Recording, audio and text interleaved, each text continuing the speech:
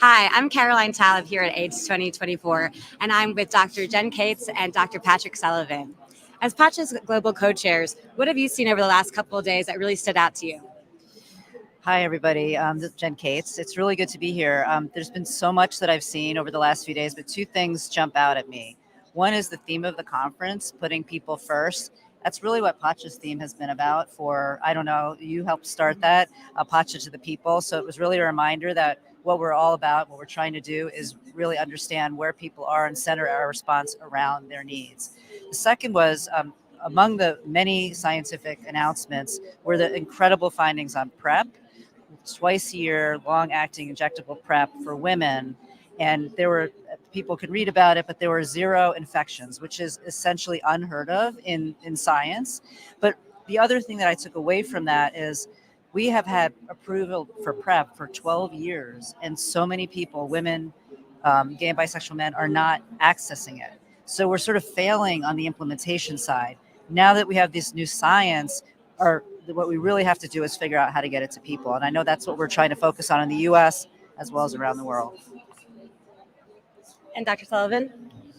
I've also sort of really had a sense of how common our opportunities are across the world. And so one of the things that I work on in the US is HIV self-testing and how we can use those tools. So I developed a little theme for myself of seeing how are people doing this elsewhere in the world.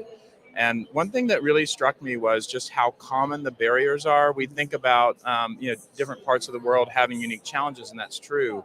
But at the end of the day, there are things like stigma and misinformation and fear of finding out what your HIV test result is, and those are really common. So I sort of went through and tried to think about how are people addressing this? So the Tangerine Clinic in Thailand is providing self-tests for trans folk who may really encounter barriers and stigma if they go for in-person testing. And the UK has a last mile project that's literally delivering those test kits to the door that they need to go to, and really just trying to lower all those barriers. So I think in terms of what we come to learn and what we hope to share, this idea of bi-directional learning is that so many of the problems are shared. They play out differently in different cultures in different parts of the world. But at the end of the day, we have the interventions we need. And the question is what the barriers are, as Jen's talking about. Is it a different formulation of PrEP? Is it a different way of delivering testing? So I've just tried to be a sponge, look at what people are doing in different parts of the world and say, how can we bring that to the communities that we're trying to serve? And that's perfect for my next question. Dr. Cates, when you think about bi-directional learning and collaboration between the U.S. Domestic programs and global programs, why is it so important to collaborate and learn from one another? So for my whole career, I've been working in both spaces, both in the global HIV issues and the challenges faced in other countries, as well as within the U.S. And so often those are separate spheres in terms of how we talk about them and think about them. When we really take bi-directional learning seriously, we bring together, as Patrick said, the barriers are often the same. Some of the circumstances might be a little bit different, but at the end of the day, it really is about overcoming some really challenging structural issues. If we don't understand how that's happening all over the world and share those lessons, we're just going to be behind.